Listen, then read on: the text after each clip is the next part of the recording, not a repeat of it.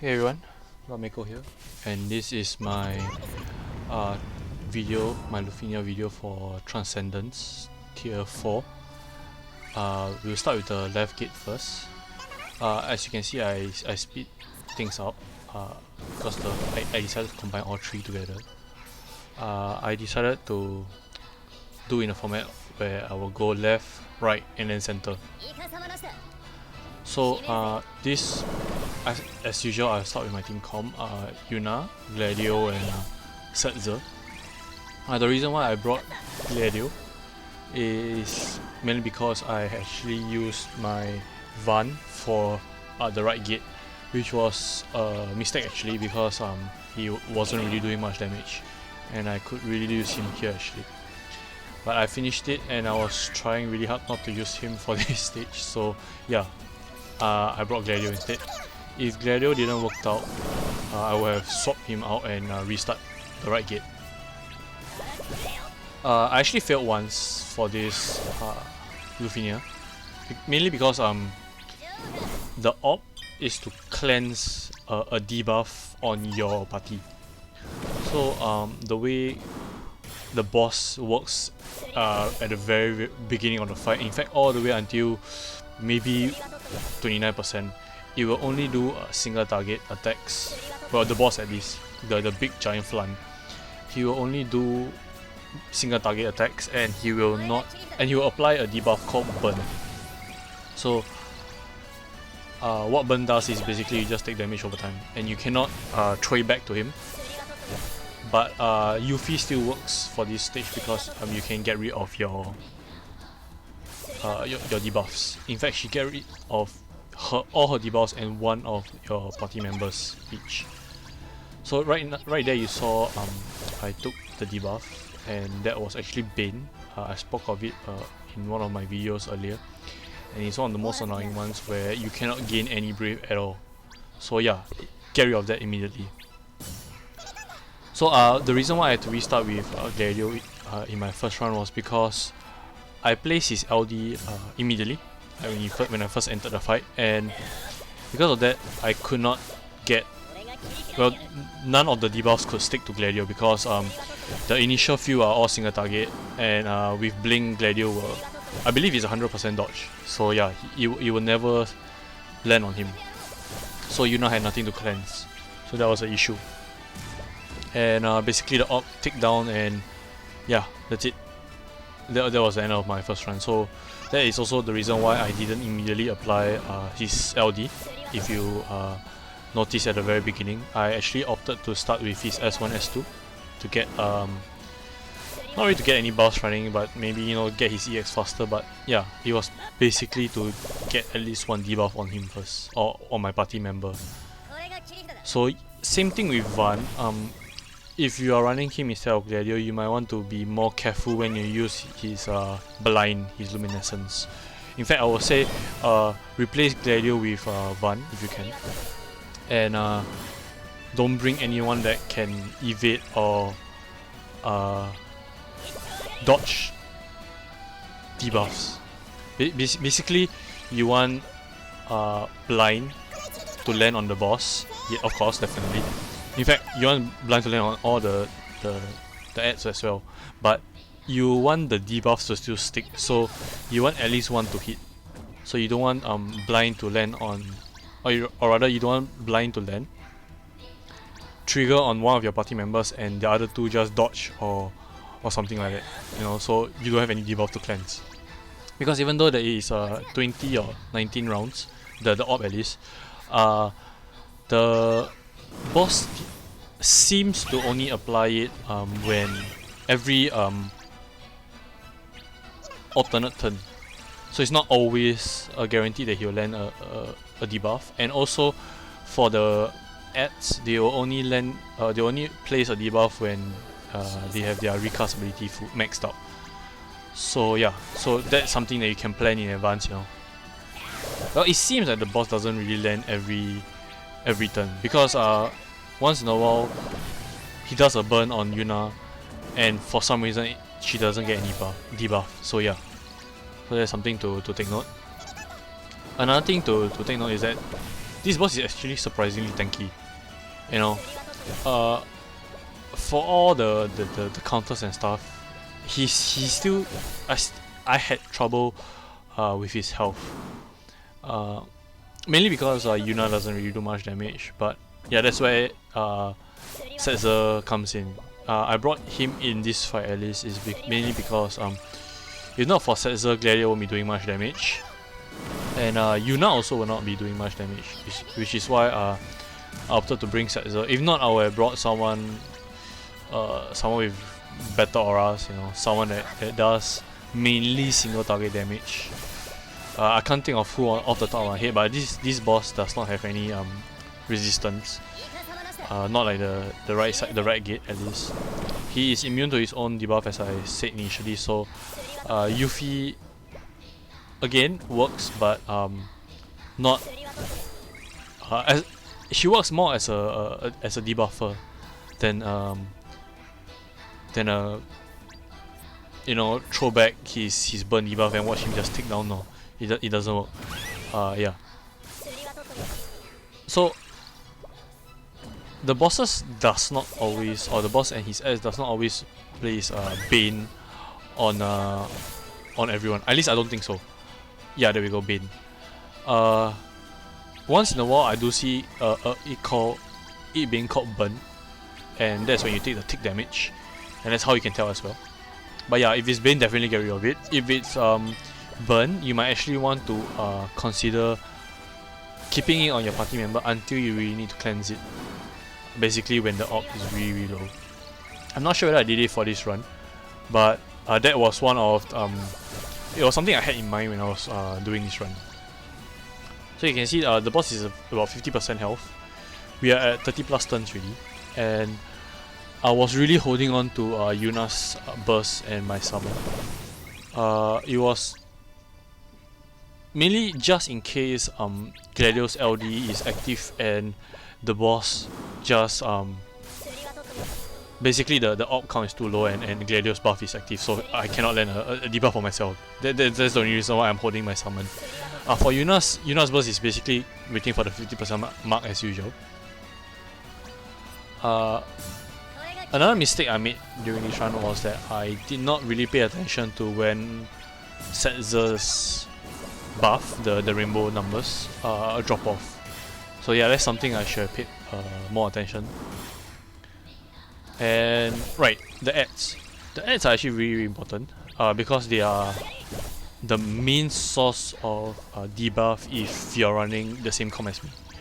Basically because they will do an all attack and it will hit everyone, and it will also apply debuff on everyone, as you can see right here, even though it is a single target as indicated with their sign. It's actually an all attack, so yeah. So the ads, they actually when they die, and when you respawn them back in, aka breaking the boss, they will actually come in with their full recast gauge, or rather where you left off. So if let's say you left them off at 2 or 3 bar, they will come in at the same number of bars. So that's something you can actually plan for, or rather you don't have to really worry about resetting the recast gauge, because they'll just come back with the recast gauge. So again, you don't really need a healer, you can just bring a healer core, but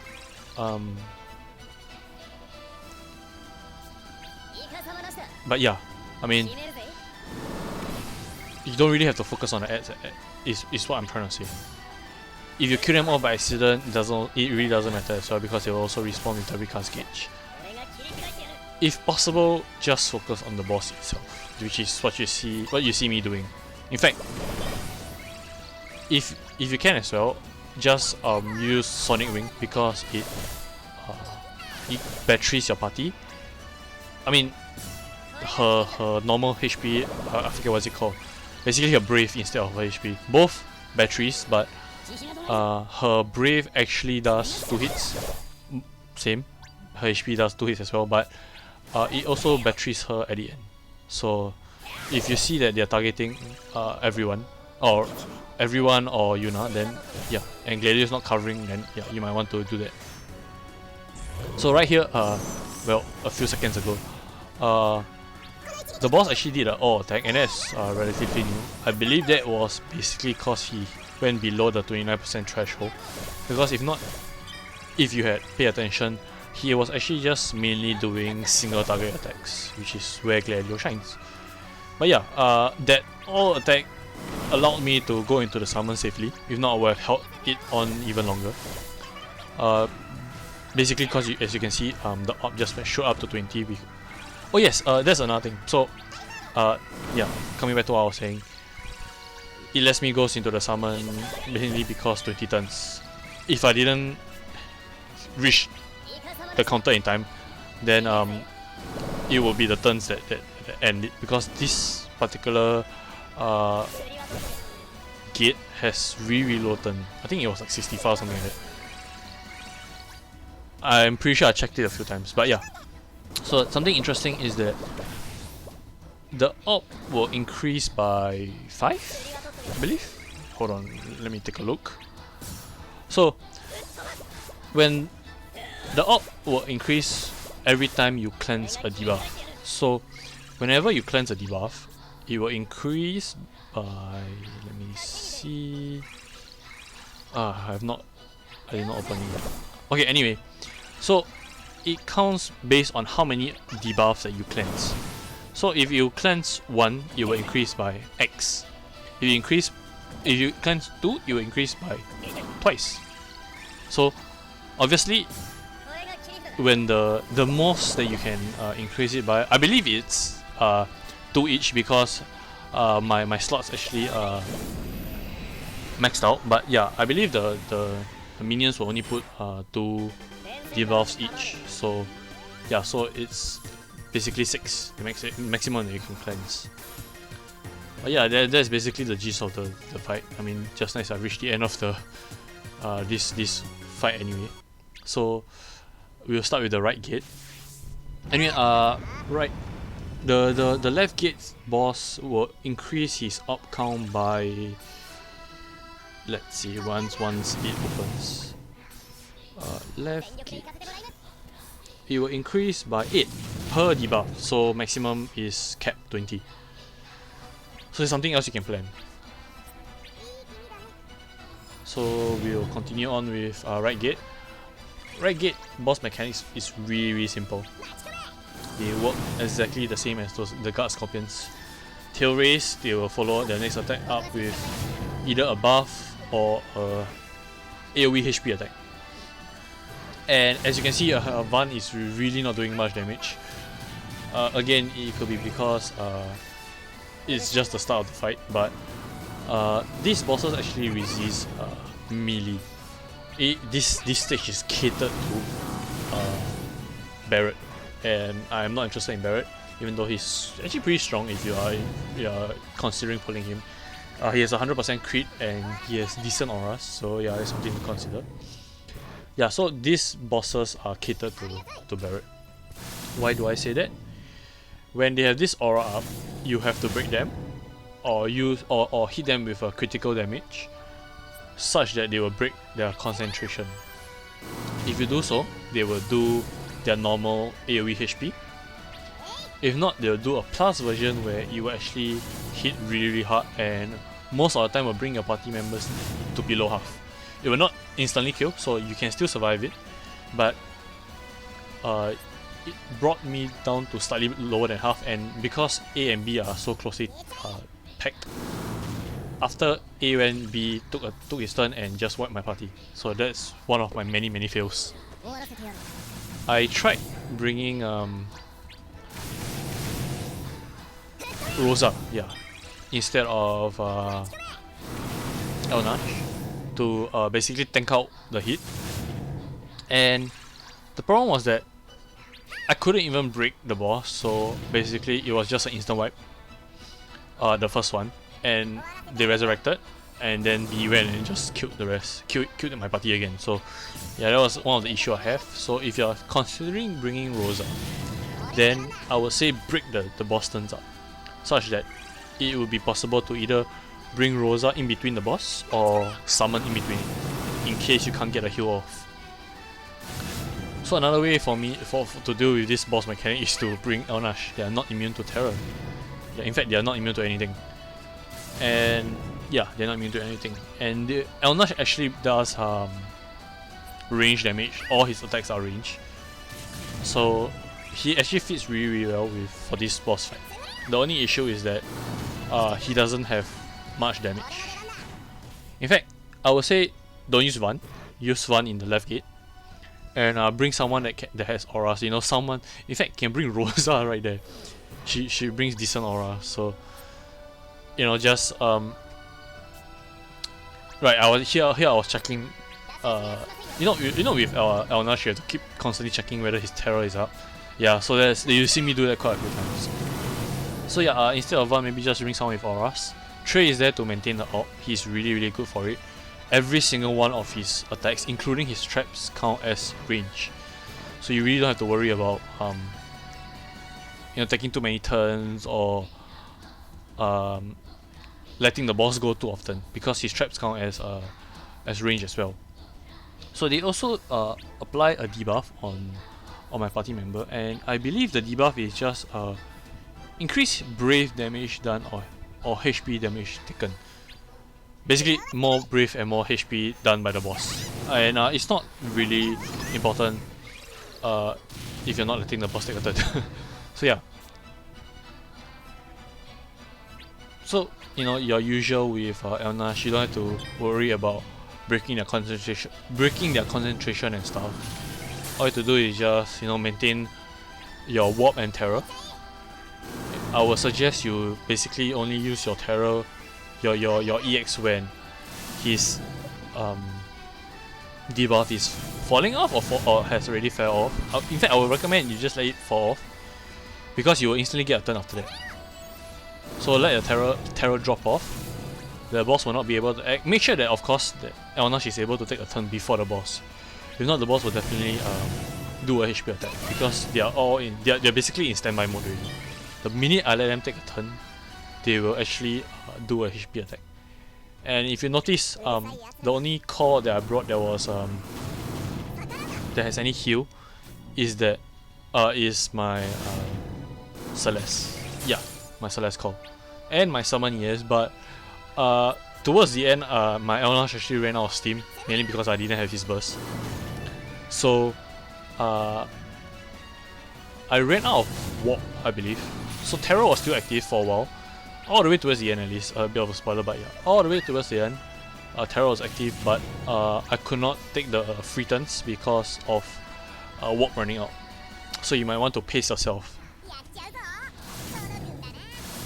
I believe the only reason why I brought Jack was because I wanted to apply his really good debuff, you know, the increased brave damage taken, and the reason why I use him now was I believe I was going to burst with Van. Again, on hindsight, Van really didn't do much. The only reason why he's able to do decent damage is, I believe, is because of Kurasame's core. I mean, look at it. In burst sequence, that was not good. I guess he is still hitting cap, so it's not that bad. Yeah, he is still hitting cap, so yeah. So the burst sequence isn't that bad, but if you have Elnash burst, I would definitely recommend using his burst. You know, it is a safer choice. I was using it here to try and do as much damage as I can, to see how low I can get them before really running into trouble with Elnash. In fact, my summon should have been my safety net. And yes, I believe it was, and the reason why I had to summon was because look at the AoE count. It was actually really low already. And I was thinking, should I use Elnash's skill? Because as you can see, he is running low and my EX is going to be charged soon.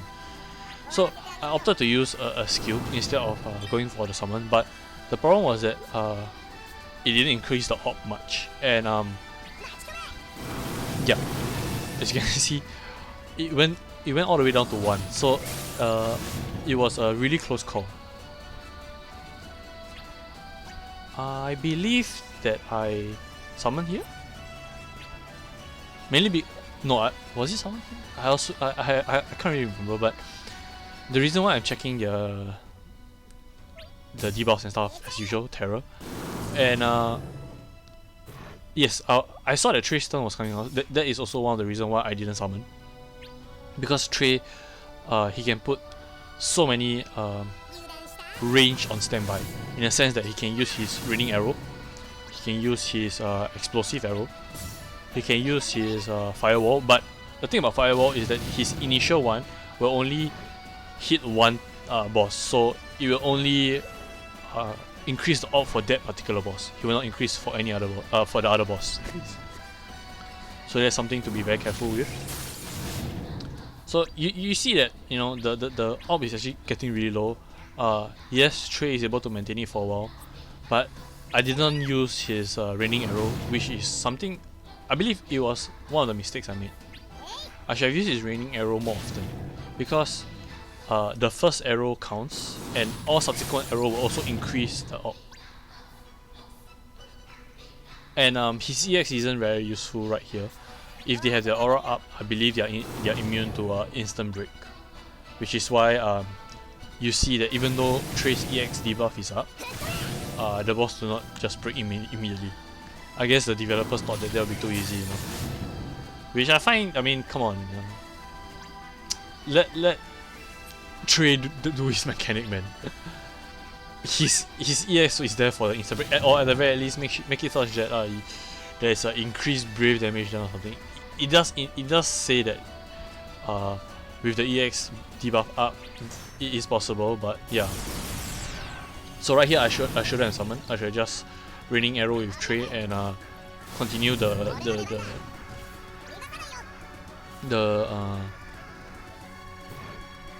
just continue hitting basically. I shouldn't have summoned. I was not in any danger or any, you know, the orb was still fine. If I had raining arrows as planned, he would have been able to maintain the orb. So yeah, I shouldn't have summoned. I should have used it as my safety net for when Terror drops off, because I do not really know how to use Onash. If you see it later on, actually, I don't really know how to use Onash. I do now after making a mistake, but yeah. I also did not need the heal, or the, I believe he Alexander cleanse as well, so I also did not need the cleanse. So yeah. But other than that, this fight is basically locked down, mainly because of Terror and Warp. I've been saying really often, but yeah, Van, you look at his damage right here. 385, I believe, or was it 38k? It was pathetic. His brave battery really dropped off at this point of the fight. Yes, right here. Okay. I did not understand how Onash works. So basically, if for all of you that until now do not know as well, is that when you use his C65, it's actually as you can see, it's a buff below. I thought that it will increase, based on the description at least, increase the debuff duration that is already applied on the boss. What it means is it will actually apply a longer debuff. It doesn't increase the boss's debuff, it will apply a longer debuff. So normally Terror is a 2 turns debuff, correct? With your C65 active, what it does is that it will apply a 4 turn debuff. So what the obvious thing to do is only apply your C65 when your EX is up or about to be up, so that you can just apply a 4 turn debuff and not make the same mistake as me. I mean, I got lucky where I managed to apply one 4 turn Terror on the boss. But yeah, if I had known how Onash works, I would have definitely be able to take no HP damage at all. You know, I would have been able to time it such that Terror would have been 4 turn twice instead of just once, you know. But yeah, that was a really bad misplay on my part. Right here is the only time I managed to apply a 4 turn Terror debuff. There you go, 4. And I didn't notice it Actually at this point of the fight I was like, shit, I think I have to restart. I don't think that Elnash has enough skills to cycle in another terror. So as I was saying, I only noticed the debuff, I only noticed the 4-turn debuff when I took a look at the boss debuffs, and I was like, wait, which one is terror? Because terror should be running out soon, right? That's what I can remember, because once the boss goes once, terror should be at 1. I was like, where is terror? I can't spot it, you know? And yes, right here I was like, wait, what? Terror has 2 more turns, even though the boss went twice? So I was like, huh. So that's what his C65 do. I was like, damn it, I still don't want to restart, so me being the stubborn person, just you know, brute force my way through. So I noticed that warp was running out soon, so I definitely had to reapply warp. And right here I'm just trying to bring them in order, trying to delay them as far as I can, trying to pray really hard that Blind will be able to reduce the amount of HP damage I take. Because another thing that I didn't know was that Transcendence, they don't have for this gate at least, they don't have a HP requirement. So yeah, I could have went all the way down to 1 and still be able to meet the 3 conditions at least. I'm not so sure whether I'll be able to hit the score, but I will definitely be able to make the 3 conditions, because for this condition I believe it's a red character, which is why I brought Van. Which is also why Barret is perfect for this, you know, red character, crit, and good auras, plus range. These bosses are oh my god, my brain is blanking right now. They are resistant to melee, yes. Look at that, 171k damage, oh my god, Van. What happened to you, man? But yeah, Van is really bad for this stage, do not bring him here. I still managed to complete it, but yeah, do not bring Van here. Right, anyway, this fight is over. That was the last terror. And the last warp as well. Sorry, that was the last warp. I managed to apply terror 1 last time. These bosses are so tanky towards the end. Look at that, 4% health. Just die already, man. Yeah, right here I'm just trying to get as much damage in as possible. 9k, you know what? I'll take it. I don't care. Just die, boy. Just die, boss. Die. Yeah. So that was I believe that was my last white wall. And on hindsight, the reason why Van is doing so little damage could be because he has no more of his attack buff, attack up buff. At least I don't think it's up, and he doesn't have his EX buff up as well. So that could be why he's doing so little damage. Oh no, she's fully spent. He has nothing left. I can only HP blast with him, and yeah, 1%. Look at that 1%. That stupid 1%, right? Both of the boss live so long with that stupid 1%. I have no idea why. That 1% is like 1 million health. That's my take really. Look at it. So right here, Trey has more arrows. Fire once, 4k, I don't care. And again 4k, I don't care. And for some reason, these bosses are still alive. So, maybe what I should have done was just use his red spiral instead. But for some reason, I mean, I thought that I would be able to use his pyroclasm and just kill them both. But yeah, and it was right here that I noticed, hey, there's no HP requirement. I could have just red spiral and just 8-1 only, you know. Because I'm pretty sure our red spiral will be able to take at least one down, you know. But yeah, Trish Trap is managed to be the MVP anyway. So yeah, just let me take a sip of my drink before we get into this fight. So the middle one, the middle gate. I brought the exact same team comp that I did with the left gate. Yuna, Gladio, and Setzer. I was looking through the bosses that I had to fight, and I remember this stupid ponies. I like to call them ponies. Yeah, I really hated fighting them when they first came out, and right now they are fine. You know, they're with Gladio around. Gladio makes this fight a joke actually. I'm pretty sure you could have soloed this if not for the second boss.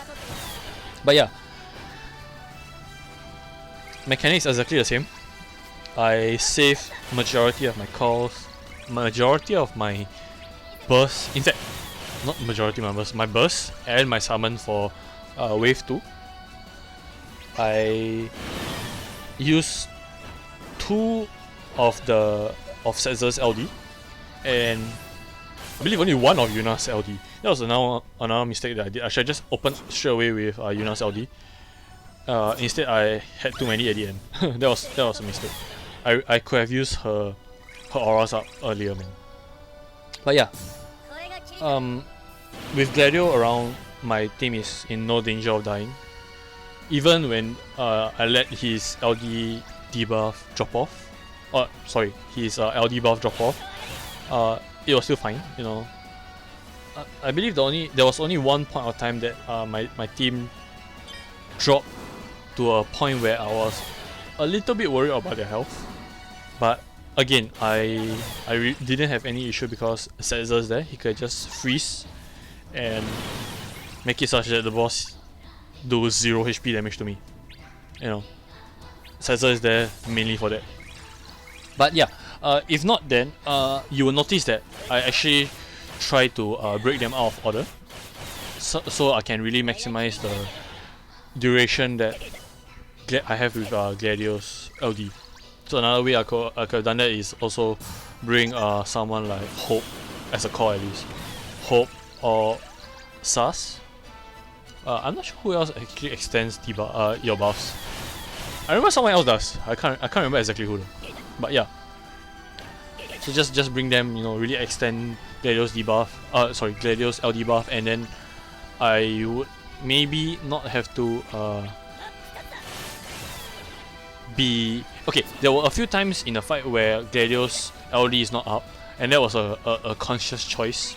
I didn't want to use so many, or rather, I didn't want to use so many of his LD for this fight because it is very possible to just use all 3 here. I mean, you kill the boss a lot faster, yes, but you won't have much HP mitigation for the second one, for the second bosses at least. And I didn't want to take the risk, so I saved 1 LD for the second wave. I mean, look at it. With his, I mean, I believe his passive was not up. You know, his artifact, the survivor skill. So their health is actually lower than what it should be, because I took the max brave one instead. But yeah, if you're more worried about your team comp's health, you just equip that artifact and you'll be fine.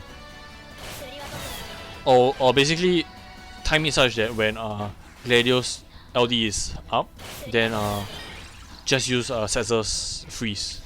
But these ponies actually cleanse themselves. I believe when they rally actually.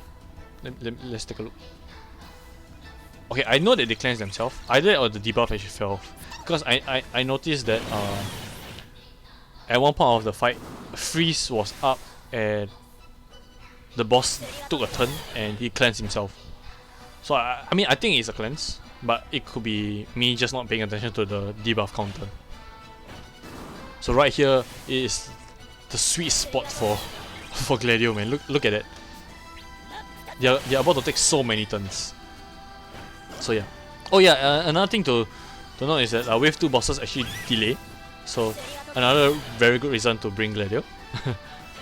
But right here, I mean Gladio is one of my favorite tanks, so yeah. He just excels for stages that delays your party members. In fact, he laughs at them. In fact, he wants to be delayed. So yeah, he works really well with the wave 2 bosses. You know what? Yeah, no, I don't think he's able to solo this Transcendence. I don't believe so. But he could definitely make it a joke in the sense that they're gonna delay him. They're gonna push him back so far that it is almost possible, I feel, to just bring Gladio and the correct calls and just make it such that Gladio is delayed all the way and just let his LD counters kill the bosses. I don't think it's possible. I don't think so, but it'll be really funny to see at least. So yeah, this boss, they love to spam HP AoE HP attacks. If it's an all attack, it's definitely a AoE HP attack. They do have a single target, brave into HP attack, so you gotta be careful with that. But again, if you're bringing a tank, if you're bringing Gladio, then yeah, it's not really an issue. Yes, right here was the only time that I was worried about Setzer's health, and it is also why I chose to freeze. No, I didn't choose to freeze. Okay, I was relaxed to live life at the edge, but yeah, I saw Yuna's turn was actually coming up, and Yuna's able to heal out my party members at least. So yeah, so we weren't really in any danger. It was just some worrying that Setzer was about to die. But again, he had cover, so Gladio will last stand. Not much of an issue. In fact, the only issue was if this A boss took his turn. But yeah, I think Setzer will still be fine even if I had taken the group, the AoE HP. I think he'll be fine, but he'll be like really low. So yeah, just be slightly more aware of your boss, your party's health.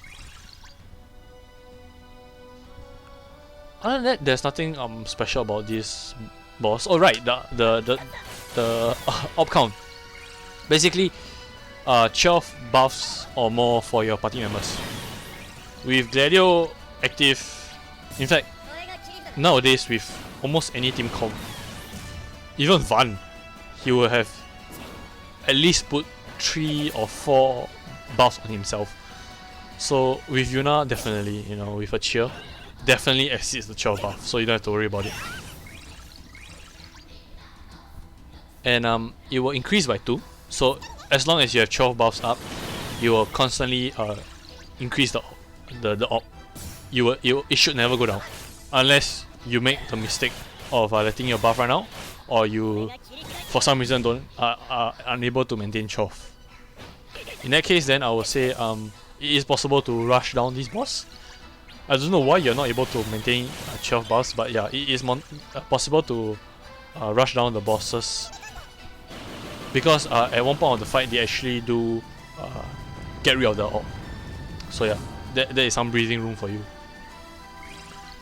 So these these bosses, they are initially I thought they were the same bosses that we fought in when Yuna first came out, her burst and LD. But no, they are actually a different boss, even though they are called Sanctuary Keeper. They do not apply the annoying debuff that I believe it's Bane, right? Yeah, that particular annoying debuff. So yeah, they are actually in fact I find that the middle gate is actually the easiest among all. The op condition, at least for this one, is to do crit damage, and since they are most of the time broken, maintaining the op isn't really an issue. So yeah, especially with Setzer's rainbow damage, most of the time we are hitting a crit anyway, so the op isn't an issue until the bosses put up a shield, and it's quite a substantial shield. So you want to make sure that you bring party members that are able to shave as well.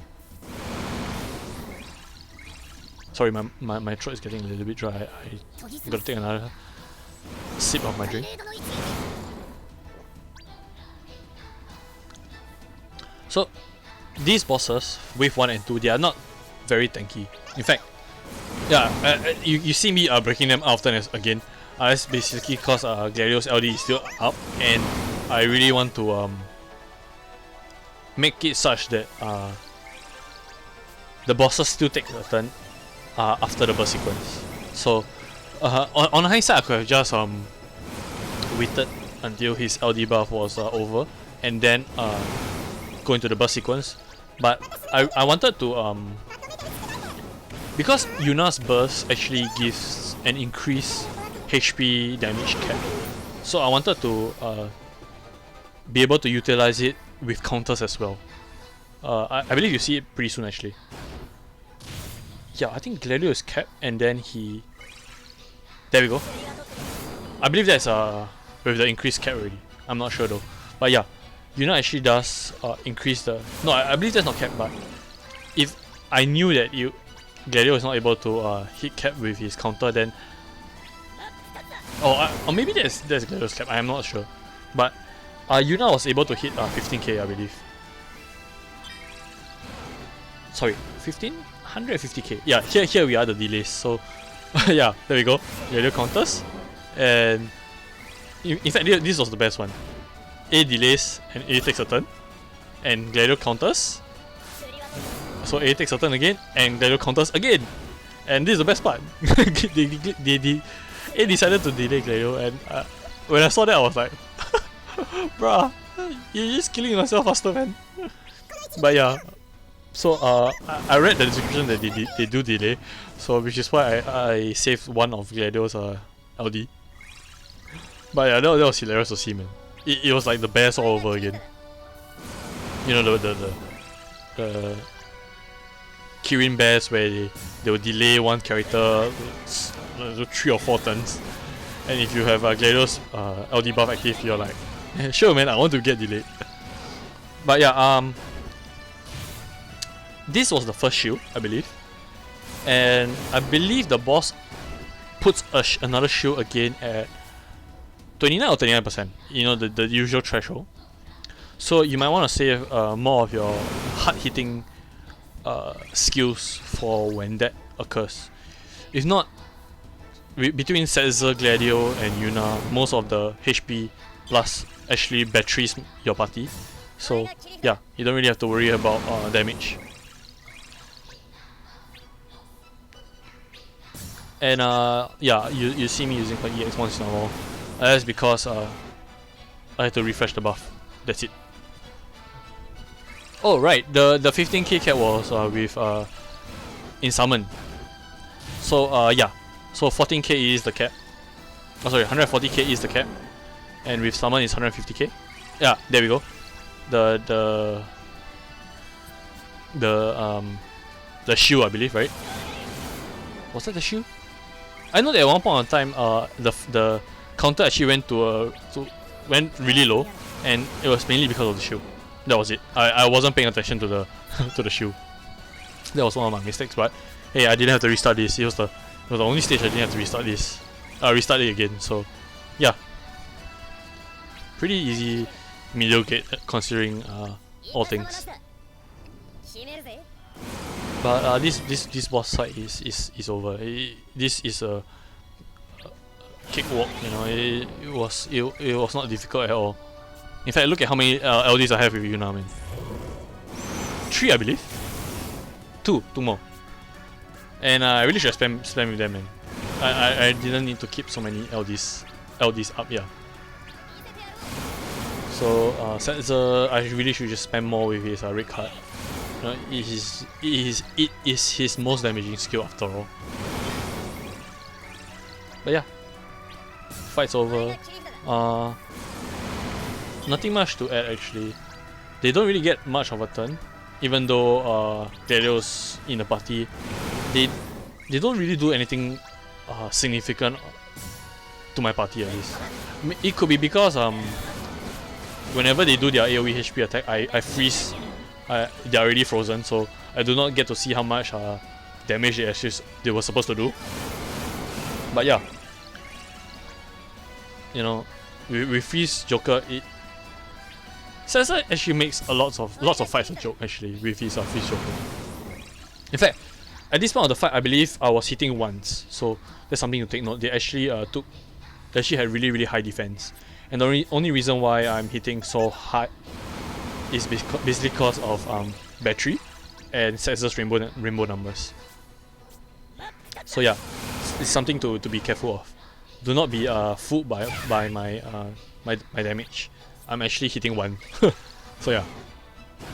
But yeah, 1% health, the boss is basically dead. And I healed because I'm a perfectionist. But yeah. So yeah guys, as usual, I wish you guys luck for your run. Middle gate is the easiest. Right gate is the hardest in my opinion. But yeah. All the best, and I'll see you guys in the next one.